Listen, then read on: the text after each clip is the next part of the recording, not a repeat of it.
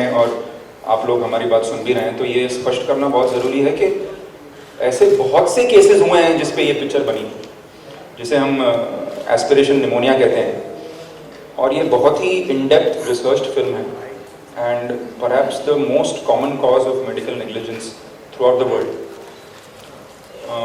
और इसे इसलिए बहुत ही रिस्पॉन्सिबिलिटी से बनाया गया है, बहुत ही रियलिटी से बनाया गया है, लेकिन एट द सेम टाइम ऐसी फिल्में जो हैं वो ज़्यादातर बोरिंग हो जाती हैं या प्रीची हो जाती हैं। ऐसा कुछ नहीं, it's a medical drama, it's a medical thriller, it's a fight against negligence. I got so frightened by taking on this that I actually went and told Vicky and Sohail that I don't want to do it because I was very scared. No, it's not a thought that anybody wants to go into willingly. As an actor, you have to go into that area very willingly, saying that your child has died, and at no moment of time can a person whose child has died forget it.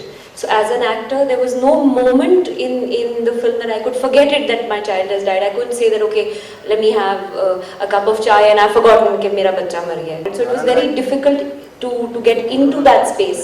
But I was helped a lot by the script, which was kept very level, so there was not any over-the-top moments where you can't believe.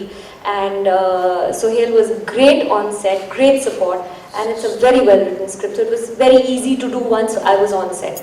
How difficult was it for you playing this character of a lawyer, and how much did you really, do?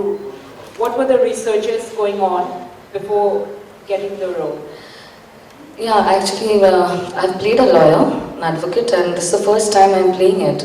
So I really needed to go into the skin of the character, for which we had a lot of sessions with my director and my actors. And I actually had gone to visit few courts, in Calcutta. Film में भी बहुत अच्छे लोग थे और सब लोगों ने बहुत केयर भी किया मेरे लिए, और इन सब से भी बहुत सीखने को भी मिला। और जब भी मतलब ब्रेक होता था तो सोहेल सर और मैं आईपैड में एंग्री बर्ड्स खेलते थे, तो एकदम नेचुरल फीलिंग था। एक शॉट था मेरा इन विच मेरे को वोमिट करना था, तो पहले एक शॉट था और मैंने वोमिट चालू कर लिया, तो विशाखा दीदी को लगा कि मैं सही में वोमिट कर रहा हूँ, तो शॉट के बीच में उन्होंने बोल दिया, वेट सर सोहेल सर कुछ हो रहा है यार, कट करो सीन को कट करो। It was so authentic the way he played it that she actually got nervous, and after a while she started saying, "इसको कुछ हो रहा है, cut करो." So, it just became very, very funny at one level, but it was brilliant. ये medical thriller इसलिए है क्योंकि मेडिकल नेग्लिजेंस का केस है, और अगर ये अदालत में भी जब जाता है और वहाँ पे भी जब जो खुलासा होता है या जो दलीलें होती हैं वो मेडिकल प्रैक्टिस को लेके ही होती है। ये नहीं है कि मेडिकल प्रैक्टिस छूट गई और अभी आप कुछ और बात कर रहे हैं, ऐसा नहीं है।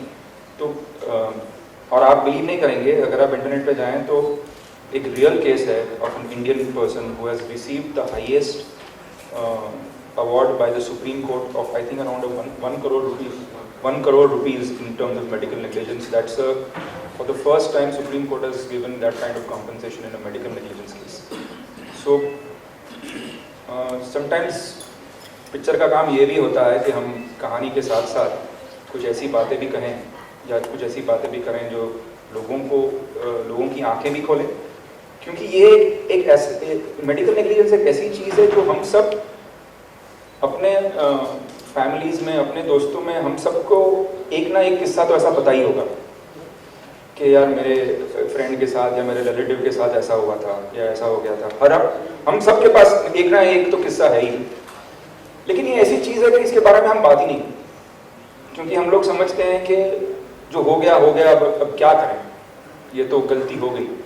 लेकिन जैसे आप किसी लॉयर के पास जाते हैं या जैसे आप किसी और के पास जाते हैं, वैसे ही जब आप एक डॉक्टर के पास जाते हैं तो आप एक प्रोफेशनल के पास जाते हैं, आप अपनी ज़िंदगी उसके हाथ में देते हैं या अपने रिलेटिव्स की ज़िंदगी देते हैं। बड़ा ही रिस्पॉन्सिबल काम है, और मैं उम्मीद करता हूँ कि इस फिल्म के बाद ये चर्चा थोड़ी बाहर आएगी, सामने आएगी, खबरों में आएगी, और इस पर हम और विवाद करेंगे।